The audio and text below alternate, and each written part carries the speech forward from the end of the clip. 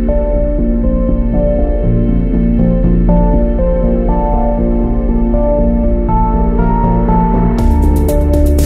home is where I consider my childhood home. I moved here when I was 6 years of age.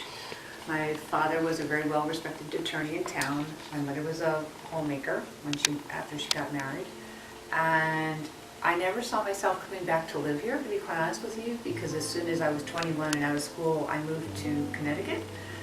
But I always felt a sadness when I would leave the property that one day it might be the last time. What I want you to understand is these bizarre things that are occurring don't occur by accident. They don't occur by random. We invite them in. There is something you're hanging on to, or something, a thought pattern that you're putting out into the universe that unlocks the door to the other side. A major shift, something occurred that had you start seeing family differently. Have you ever witnessed or known of your brother being disciplined for going out near the water? God bless your parents. He fell through the ice and dragged me into it, but I don't remember him getting disciplined over that. He probably did, because I wanted to go run home and get Mom and Dad's help. And he goes, "Come over here, you idiot!" And he dragged me right into the water as well. So, and then my Mom and Dad had the music going, and it was so cold that day. By the time we got out of the water, because we just chopped our way closer to shore, everything had frozen on us. And Dad was like, "Hey, how was ice skating?" And I'm like, "Well, actually." You were in the water. When you were chopping through, did you feel like you could die? Oh, it's definitely panic. Definitely. Yeah, because I was so panicked. I was chopping out to the middle of the river, and that's You were actually going the wrong way. I was going the wrong way, so that would be an indicator of panic. Yeah. And it's just this. I mean, it was the middle of winter, so I don't know, 30 degrees, or the river was frozen, so it had to be very cold. Absolutely. Because if my parents weren't sure that the ice was pretty thick to start with, we were in front of this stream where the marsh was. We were maybe, I don't know, 100 feet, 50 feet off from the shore. It just had made the ice very thin there, and boop, and you went. How deep was it? Almost up to my neck. Oh, you did say that. I think so. It was, it was. Yeah. Thank God. Yeah. If it was any deeper, Oh, you Lord, would have gotten out of that, it. yeah. You would have gotten out of it. That would have been, yeah. It's amazing you guys got out of it. Yeah. What a grace. Okay.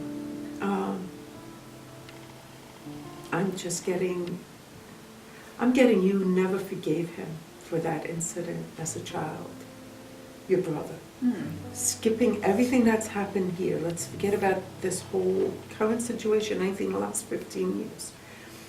But as a child, you never forgave him. You never really, even though he saved you from the pool, could feel safe around him. Could feel, safe is not the right word.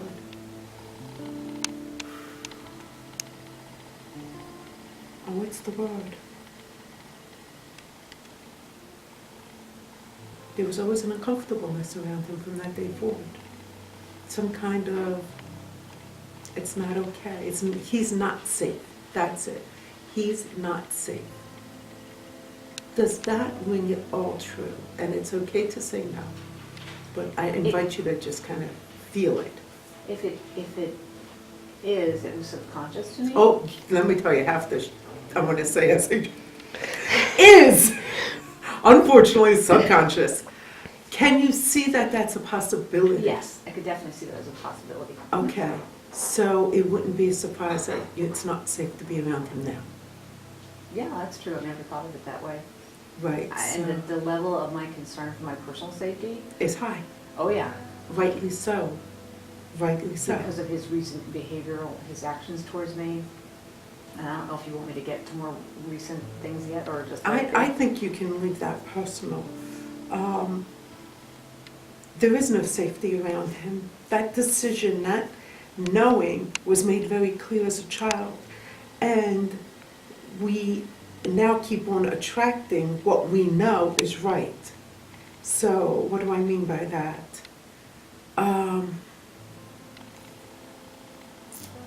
I knew my father, without a doubt, was the biggest, meanest bully on God's green earth. I can give you stories that would be like, oh, what a, And I'm right, I can give you stories. But as an adult, and as I went through my own changes and seeing things differently, he still is an obnoxious overbearing pain in the tuchus. But I don't see it as an attack on me anymore. I just see it as that's who he is. But growing up into the point where I finally made that conscious decision to start changing the way I see him, I was basically a victim of the circumstances, because these are the circumstances I was creating. Mm-hmm. Does that mean my father was not an overbearing bully at times? No, he was. Does you making the unconscious decision, I am not safe around him, mean it's your brother's a safe person? No. But we attract the unsafeness toward us. Okay. So I'm saying this is what's opening the door to the paranormal experiences, to the uncomfortableness, to the whole situation. And if we can realize that's a situation that happened when I was 5, of course I'm going to think I'm not safe around him, but I'm a woman now. With a cell phone, I can dial 911, a heck of a strong-looking husband, I'm more than safe. And well, my other concern is just as a Southerner, you don't embarrass. Or my parents always kept my parents were very well-respected persons in the small town, and I don't want to come in and be acting like trailer park trash. So that's something else that keeps me trying to keep things, just take the classy way out and not be publicizing things. Well, we're not publicizing anything because we will be. We will be, but the point, we up don't to have this to, point, right. But the point is when he chest butted me when he came in the house and I Right. had a mover and he was screaming at me and calling me all kinds of crazy names, and I should have called the police then. But you didn't realize you were responding from the frightened 5-year-old fighting for her life who doesn't feel safe around him.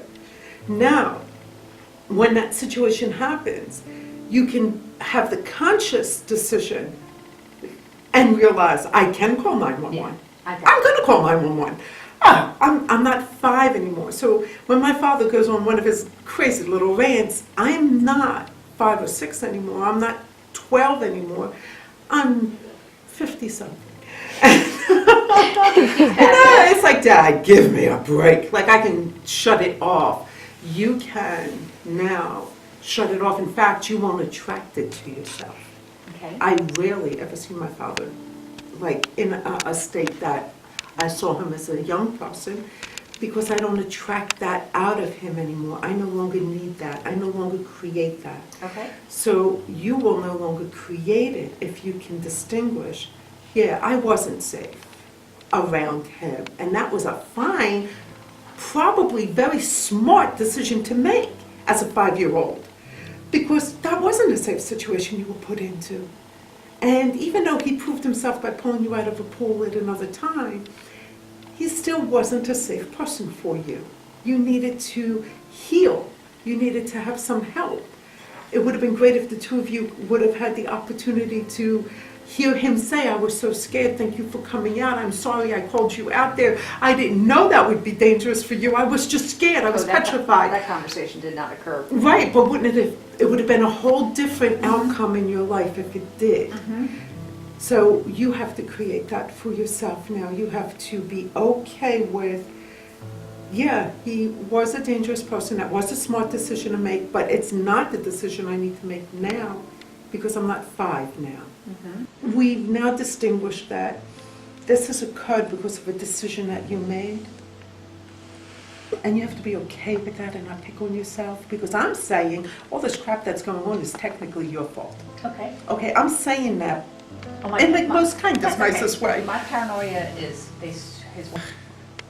And my husband at one point said to me, it wouldn't surprise me if he didn't come after you with a gun. So, and I just realized that I'm like, I know when there's a seething, deep-seated anger, Mhm. people do crazy things. Yes, they do.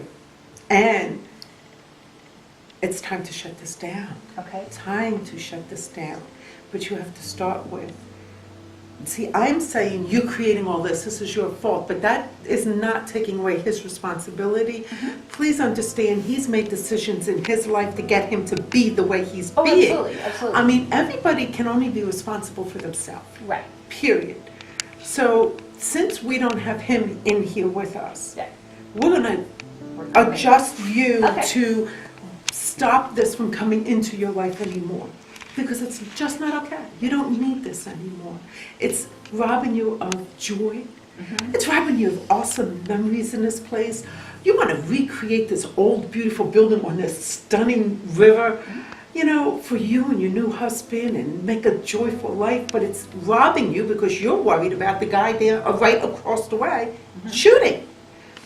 That's you. So we want to get you to first understand it's okay that you had those thoughts, it's okay that you had that fear, and forgive yourself for anything that you created from holding on to that unconscious fear. I'd like you to just say one more time how you guys really got along growing up. Oh, my brother was my hero, you know. Right. I would, and back in the days when he was in college and I was in high school, I would go, if we live in Maryland, some people go to Ocean City, Maryland for the summer, and I would literally stay at the house with him. And he was someone that I always looked up to and thought he was smarter than I was, and everything was lovely, and Which is very difficult to take when you see this screaming when you maniac. So what I'm saying is, your brother was going to become a screaming maniac no matter what. I gotcha. No matter what, had nothing to do with you. It just was. But being attracted to you, the screaming maniac, is because you unconsciously are attracting insecurity. I'm not safe around him, and that's unconscious. Yeah. So now that you know it, you can. He's not going to be attracted towards you. He's going to find the other, whatever other energy calls him in. Okay. Somebody else who is afraid. That kind of energy is going to get pulled that way. Because you mentioned Chris, and Chris had said she thought Richard had left, I shouldn't say his name, had left 2 vortexes here because his energy is so negative. I have no doubt.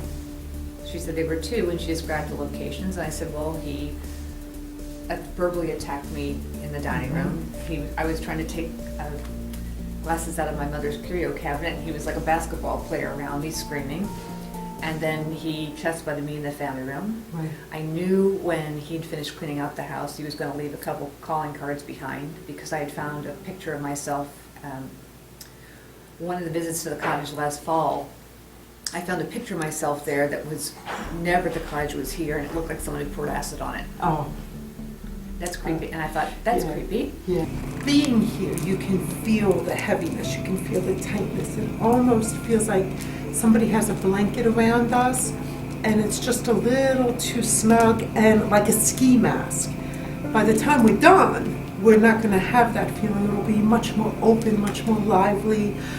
Once Chris starts using the smudge, once I start the prayers in the background, holding the space, it's going to really probably get very smoky in here, but it's all part of the clearing process. It all has a basis in Christianity. It just depends what part of Christianity you want to pull it from. Some of it is American Indian belief system, but they've been clearing energy For a very long time, just as the for Chinese thousands, have. and the Chinese. So it all goes back to light and love and the intent Right.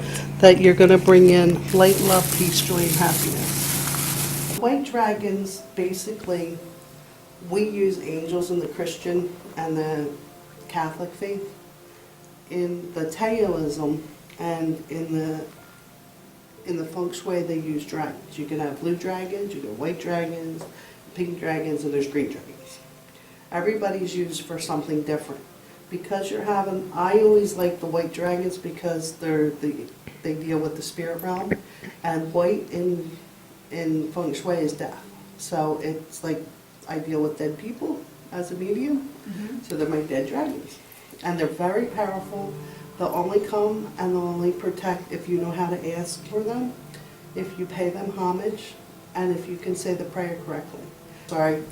Then I mate and I introduce the archangels to the dragons, and I explain to them, you're here, this is the dragons, and I tell the dragons, these are the angels, they're your counterpart in the Christian faith, and you serve Buddha, they serve Jesus. It's all the same energy. So you guys are going to protect each other. You protect the land, they protect the people. But I also have the dragons protecting your waterway and any of the wildlife and people that are going to come to the property or from the property. And people that aren't like real good, you're gonna start to see that they're gonna get like halfway down the lane and they won't be able to come any further. Because I'm gonna expand it to cover the whole property. Oh, this is beautiful. This is very, very rare. It's considered red sandalwood, and it only comes from certain parts of the world. And when you mix it with the regular pure sandalwood, it's gonna give off like almost like a haze. And it will definitely dispel anything. And it's supposed to be that of love, and that's why I use the red if I can find it.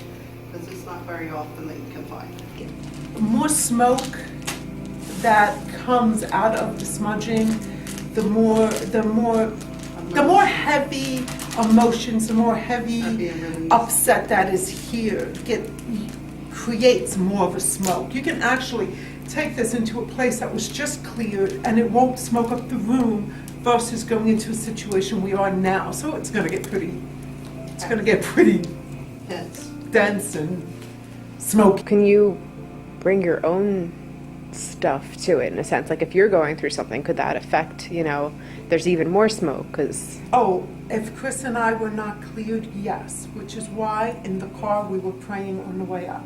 okay, It's absolutely imperative that the person doing the work for you isn't bringing their own garbage in.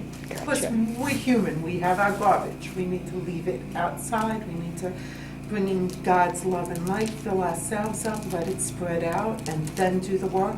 Because whatever occurs by the grace of God, not because of us. So We're just the vessels. we're just the delivering. tools, right. We're just telling them what we hear, what we see, what we feel. We basically are delivering God's sermon, so to speak, and we're telling them how we think they got there because that's what we're hearing in our hearts and in our heads. This is an Ayurvedic healing powder. And the reason I'm telling you is so we know what we put on each layer, because once I laid it, it's gonna sort of flare up. And I'm gonna put lavender on top of it to bring in peace, love, joy, and happiness. So I'm bringing in, the bottom is the sage and the healing. Then we layered it in with cedar for purification. And then we put some lavender cedar in, and then the sandalwoods, the Ayurvedic mixture, and then we have the Himalayan salt. This came from an Indian reservation in the Dakotas. This lavender is specially prepared just for this type of seminar and ritual to bring peace, and they grow these organically. And as you can tell, they only give you the buds in a bag. it smells so pretty. Well, that's the idea, because they pray over them and they do the tom-tom drums 4 times a day during the season of growing. And you get one bag and you make it last. Because it's I like to know that the root of where it came with joy and happiness, because you're spreading that through somebody's environment. Only do we have to be clear, but the products that are being used are clear. So, which is why she did the praying and the clearing of the crystals before using them. A lot of And we pray factors. for days before we come here, and we ask the angels to come before us so that there's no danger to either us or the inhabitants of who's here. We want to make sure that we're using every precaution we can to be as safe as we can. Because some people aren't as serious about what can go wrong. We've been doing it for a very long time, and we know exactly what can go wrong. And Saging is a whole lot more than just lighting some smudge and puffing it around in the room. It is truly a sacred ritual of bringing in God's love and light, using pure ingredients from the earth, and asking for His protection, and not even starting until we have it.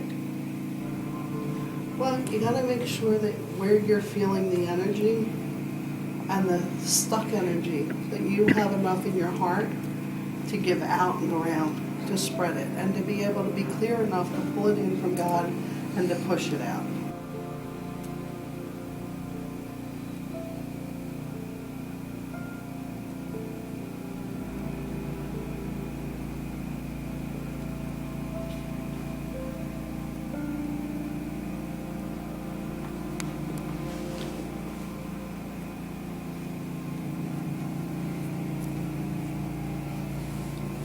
Jesus is present.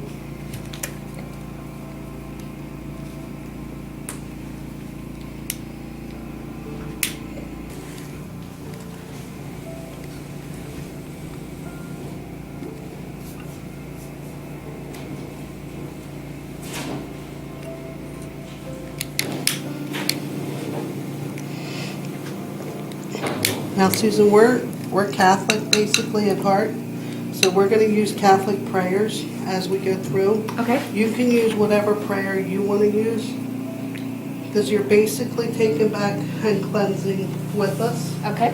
but we're using your energy as the owner Okay. and the proprietor. See how I'm just going to create the smoke throughout the house, and it's just going to follow us around. And we'll relight as we need. We need to ask, in Jesus' name, any energies that left this property and followed people home that do not belong are now drawn back in, so they may be dispersed back up into heaven for God to reuse as He sees fit. So those disturbances that moved out to friends and family, you are ordered back in by the name of our Lord Jesus Christ. You don't have a choice. You will pulled back in. And once again, now we ask this in Jesus' name. Well, what I did when I did the first beginning prayers is I closed all the portals, and I used the wounds of Christ to seal the property in the bubble. And as we get done and we go further out and cleanse, the bubble will expand. So we're already starting the process of clearing. But what Nora's saying is we bound everything at the foot of the cross, so nothing can harm you, and we're pulling it all in from anywhere it expanded out to friends or family, loved ones, animals. So the friend you were concerned about is now being pulled in, and that energy has no choice but to come out. And upon coming back, it gets dissipated into the light of God. So I pray and watch for no fires. So my job is to pray and watch for no fires. If everything drops, I put it out.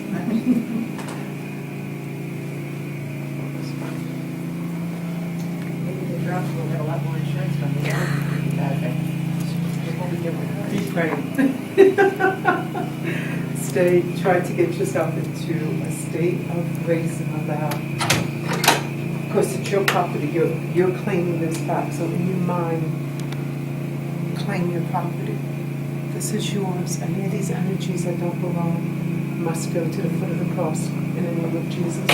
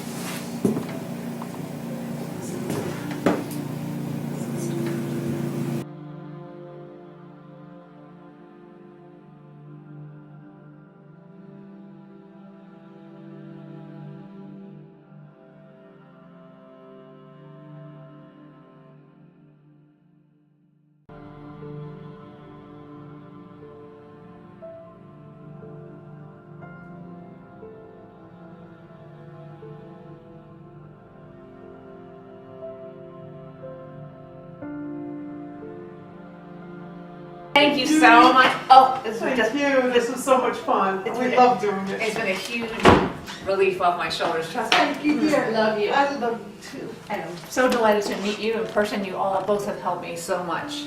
Let's take a picture Thank you. for our book, Oh, our diary book. hello. Okay.